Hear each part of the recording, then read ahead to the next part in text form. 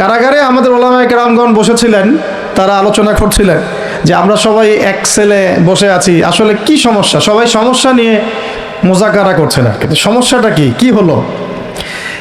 তো নাম বলতে চাচ্ছি না, আমাদের অনেক শ্রদ্ধেয় ওলামায়ে কেরাম তাদের অনেকেই বলেছিলেন যে মনে হয় ইখলাস ঠিক নাই, মনে হয় ইখলাস ঠিক নাই। হ্যাঁ, যদি ইখলাস ঠিক না থাকে কাজে বরকত আসবে না।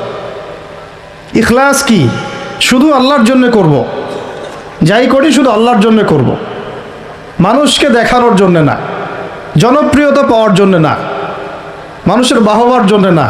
এমনকি আমি যদি চাই বাংলাদেশে শরিয়া আইন কায়েম হোক, সেটা চাবো আল্লাহর জন্যে, আমি ক্ষমতায় গিয়ে কায়েম করবো এই জন্য না।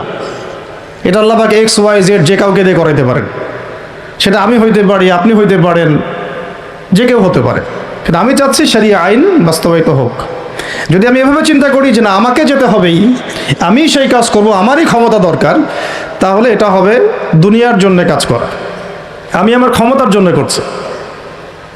তো মূল বিষয়টা হচ্ছে সাহাবায়ে কেরাম রাদিয়াল্লাহু আনহুম আজমাইন তারা নিজেরা দায়িত্ব এড়িয়ে যেতেন, মানুষ জোর করে তাদেরকে দায়িত্ব দিতেন, এর ফলে কাজে বরকত হতো, ইখলাস ঠিক থাকতো।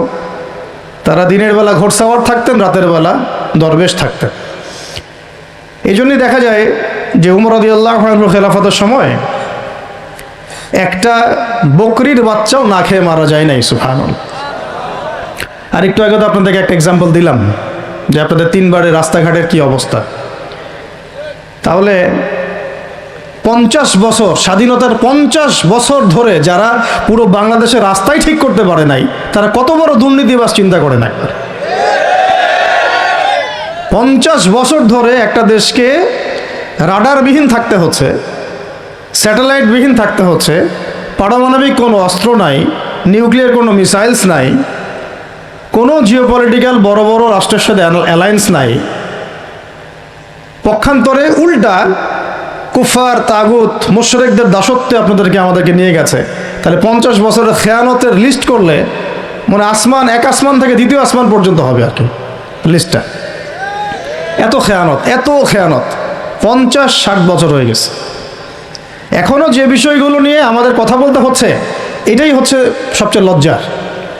এই বিগত স্বাধীনতার 50 বছরে আমাদের এমন একটা জেনারেশন রেডিমেড পাওয়া উচিত ছিল, যাদের ঘরে ঘরে আলেম, ঘরে ঘরে হাফেজ। এখন ঘরে ঘরে খুঁজলেও, বোম মারলেও আলেম বের হয় না, ঘরে ঘরে খুঁজে ছান মারলে একটা করে হাফেজ বের হয় না, আলেম বের হয় না। ঘরে ঘরে ছান মারলে যে কোনো একটা টিকটকার ঠিকই বের হয়। এই বাস্তবতা আর আমাদের স্বপ্নের মধ্যে আসমান জমির পার্থক্য আছে।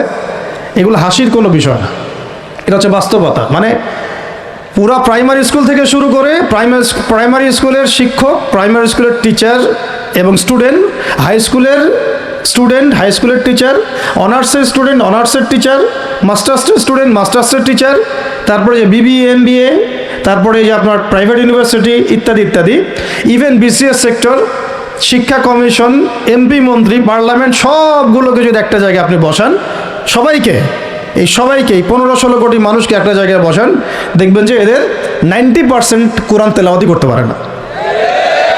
50 বছর হয়ে গেছে স্বাধীনতা। তাহলে কাদেরকে নিয়ে আপনি হিন্দুস্তানকে মোকাবেলা করতে চাচ্ছেন? কাদেরকে নিয়ে আপনি যে রামবাম প্রগতিশীল এবং এই ইসকনকে মোকাবেলা করতে চাচ্ছেন? কাদেরকে নিয়ে? আবেগ দিয়ে তো হবে না। আর তাদের ব্যাপারটা তো এতই স্ট্রং, তারা তো এমনভাবে তাদের মানে আগ্রাসন লালন করছে যে ওরা যদি পারতো এখন পুরো বাংলাদেশটাকে ওদের মানচিত্রভুক্ত করে ফেলতো।